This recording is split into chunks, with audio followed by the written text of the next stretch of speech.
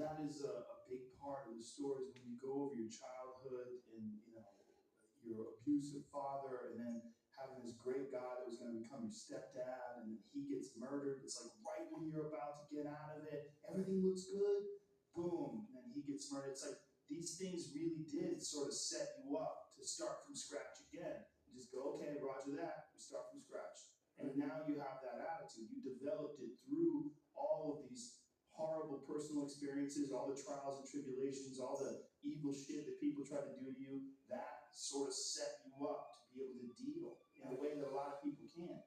Well, I used to look at my life from a different vantage point.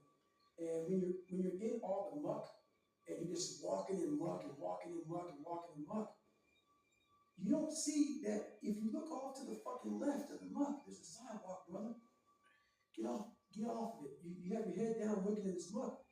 Once I saw the sidewalk, out the sidewalk, I got a little break. And I got a different vantage point. And then from the sidewalk, I found a cliff. Then I found a mountain. Got way up high on top of my life. And that's when I started to develop these things through working out. It was this great, never-ending work ethic. And through work ethic, I developed self-esteem. Now, is this something that you learn? Is this something you learn yourself from exercise yourself, or is this something you've read or heard about? Like, what made you equate doing this and doing these difficult things physically to mental toughness, to being this is the discipline that you need in order to get your life out of the situation you're in? So I never read anything. I could barely read, so Right. I wasn't reading back then. I watched a lot of movies, and I was really big into visualization. And I always equated working out to struggle. And I struggled my whole life, but I ran from it. So I started realizing that I got to start facing the struggle, and I got to be mentally strong for the struggle. So that's why I started coming up like, I'm training for life. Mentally, I'm training for life. I'm not training for like just to live 400 here. We have to go over to that rock pile, over in the fucking corner, where nobody's at. That's where victory's at. We're over in that corner. So this voice was giving me all these answers. Now, I wasn't a real smart kid growing up, but I had this crazy voice in my head saying, over there is where the fucking answers are. And I didn't listen to it because over there was pain. Over there was me looking in the mirror. Over there was me being accountable for all these things I went through in my life. Even though people put them on me, it's now mine to own. And I didn't want to go there by myself, but I had to. And his voice was guiding me there. It's God, whatever you want to call it. But that's what it was in me. Do you think that's just what when you separate yourself from your ego and what your insecurities and all you, like if you were giving yourself advice, you would say that's what the thing is to do. So do you think that's what it was, like your subconscious, or you stripped away from all the bullshit when you couldn't lie to yourself? There was a voice in your head. That's exactly it. Exactly it. Because it knew. It knew. I was a character. I was trying to find myself through a character.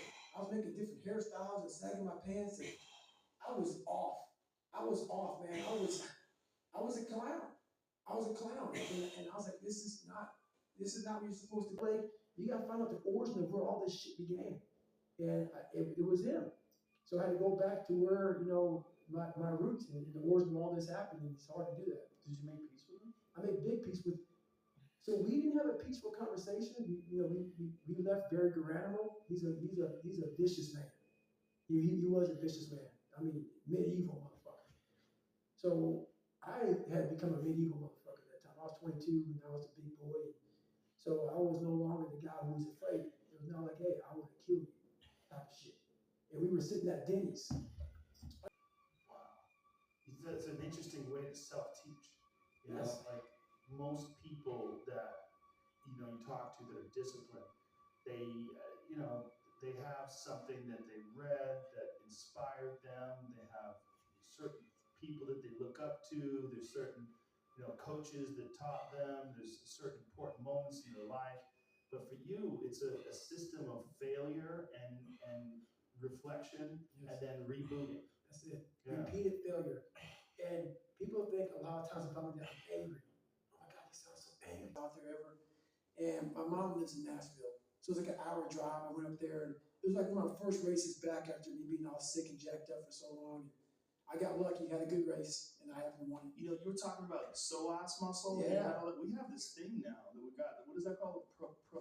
So right. Have you ever used one? I have it also. I saw it in there. That little black contraption. Yeah, hard man. Yeah. He's phenomenal. It's evil, man. Yeah, Yeah. it's good. It's Straight. amazing. I started getting tightness in that when I was running a lot. Like I'd never gotten tightness in that area before. Yeah. It seems like that's a running thing, right? It's a running thing, also a very stressed thing. Mm. You know, if you're real stressed out, man, like for me, like I talk about the origin, where things start. My body was so wrapped tight, I didn't know where to start. Yeah. So I started with the psoas muscle. So that's a real good spot. Well, the problem with these races is the problem with people like you. That's the problem with these races. Like if you get you and another you, Right. and they're in there together, like you motherfuckers are gonna kill each It's other. a long day. It's a long day. It's a long day. It's a long day. You have music on, it's cheating. It's cheating. You listen to music, but now I listen to music all the time. But more than I listen to music, I listen to books. Yeah. Yeah. Books on tape, audio books, and yours is, like I said, it's been the last 2 weeks. It's been my running partner. I appreciate that, man. It's fucking phenomenal, man. It's phenomenal. And you're doing this kind of independently, right? Yeah, so what I did, man, is I pissed off a lot of people. So in 2012, I got an offer for my book for $30,000. I said, you can go fuck yourself. You know what the hell I went through, brother? So then everybody was like, you know, we don't see a market for a black guy, ultra runner, fat guy who couldn't read. Like, 15% of America's black. We don't see any fucking, people buying your book. There's only black people who buy your book. There's some ignorant people out there, man. Everybody that follows me is white. I don't have a black. I have like 3 black followers, man. Edwards just left. It's hilarious. Yeah, right. Edwards is a big fan. He's black. Yeah, he's like an unusual species out there. That's what I say. I'm blessed that way. That my story, there's no color involved in it. It's a human story about struggle. And I happen to be in so many different situations that so many people can relate to about struggle that I guarantee you, mark my words, you read that book, there will be a section of that book that resonates with you hardcore. It will make you think. If you're not ready to think about your life and think about, where you can be and think about what you haven't done, the book's not for you. If you're not ready to really self-reflect, and we don't use it anymore. So, it's like everything has to be so quick. Yeah, you use your mind when it comes to certain things, right? But what you're saying is you don't use your mind when it comes to enduring. Exactly. That is it. You can't Google that shit. Right. Hey, let me Google how to suffer. No. That ain't gonna be in there, brother. That ain't gonna be in there. That ain't gonna be in there. There's no answer. It's not in there. It doesn't exist. No. Find some water, real cold. And what's interesting is that is a mind thing. And people think of mind things, they think of calculating, mathematics, they think of literature. No. There's many aspects to it. That's it. Don't overthink it. Yeah. Don't overthink it. I pull ups in a minute for so many hours, I can get 20 pull ups in. How much time do I have to rest? I was breaking the math down. You have to be open-minded to the possibilities that I can do this. Once you shut your mind down to the possibility that it can be achieved, there's no way it can happen. So that's why my eyes and my body light up about things, because I know that if you're in a fight, you have to attack. You have to keep attacking. Then everybody's beat up, man. And like initially, you start moving like a robot. Everybody's like just trying to get through hell now, and your energy's sapped. And they know Wednesday's like that over the hump. I love that you talked about that in the book too, that they put it in your head. Oh, yeah. Wednesday you're gonna be tired. Oh yeah, and that's another thing. They tell you how you're supposed to feel, so you are feeling that way. I was like, don't let these motherfuckers tell you how you're supposed to. The heart, the courage to go that distance when you're exactly jacked up, you have nothing left to give, and give more. That is an interesting thing about the mind, is that you can find inspiration, and when you find inspiration, when you get charged up, all of a sudden you have energy. That's right. It's weird. I talk about the book also. It's about, I learned how to control my adrenals. If you know how you get that fight or flight response when you get to move real quick. Yeah. And I started learning the mind a lot, how to get myself jacked extremely fast. Like in a horrible environment when everybody's miserable. I learned how to really find strength in the misery. When everybody's suffering, everybody's all poopy pants and their mentality's down and everything. I started, it's like, my God, this is where I shine. And I started using all that. God, so I was thinking to myself, man, I was like 3 weeks ago, like first time ever, I was peeing blood and pissing shit on myself. I go, my body's broken, my Achilles and my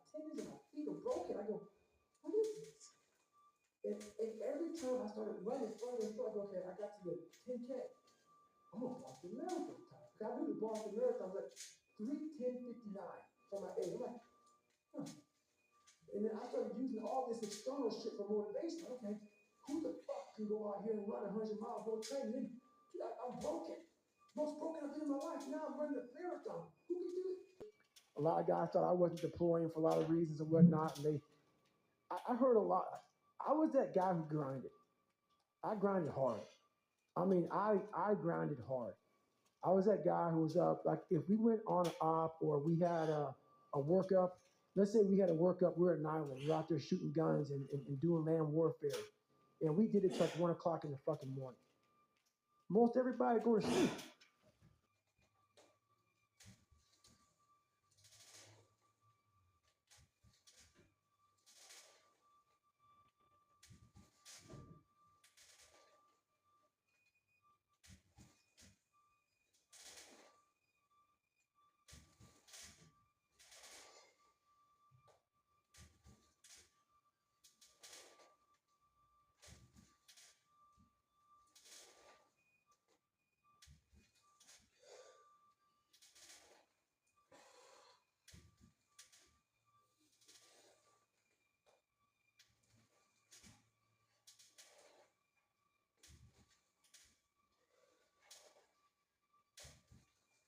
I mean, you're out there on your own, man, just digging fire lines. So that's kind of how I found it. I'm always looking for the next challenge. I'm never satisfied with, oh, I did that. Like, I became a SEAL. I was an Air Force guy. I became a SEAL. I went to Ranger School. I tried out for Delta Force twice. Like I'm always looking for what is next, looking for the and say, here you go, Merry Christmas. They'd be a happy person. What I found out is that with no crowds, no one cheering for you, no races, no finish line, it's an amazing, amazing thing I've learned in my mind. By no one cheering you on. Like what that is every morning I do what I do, I don't have a trainer waking me up. There's no one saying, David, you. Like, so if you put some bullshit up on my site, I block and delete your ass. This ain't a playground. Like my site, I'm not fucking around with you motherfuckers. I want to give you some tools that I learned. If you want to take them, take them. If not, Merry Christmas, I'm going my merry way. I don't care. So you go on there, you want to play around, you want to, those, what is it called? Those people go on site, troll, fuck, you didn't troll my shit. I don't care who else believes in it. I don't care. For the first time in my life, I can tell you all my fucked up shit. And without lying, no longer care. That's powerful. Like, see, everybody can get to that. Then you don't have any excuses because you don't need it. That's right. No need it. None. You don't like me? Merry Christmas. Shit. Kwanzaa? Keep moving. That's it. Go. Yeah. That's it. Good luck to you. Exactly. Yeah, A fucked up cardio base, man, Yeah. and my mentality is kind of fucked up too. Yeah. So I realized that with fighting, that if you got a big cardio base and your mindset's fucked up too, Cardio is almost everything. That's what I know. Skills are everything because a lot of guys with skills also have some cardio. They have enough to fuck you up. Right. But to have tremendous cardio with big skills is everything. I see him out there, man, dying. Yeah, because so many guys start at 100%, but 3 minutes into the fight, they're at 80. Right. 5 minutes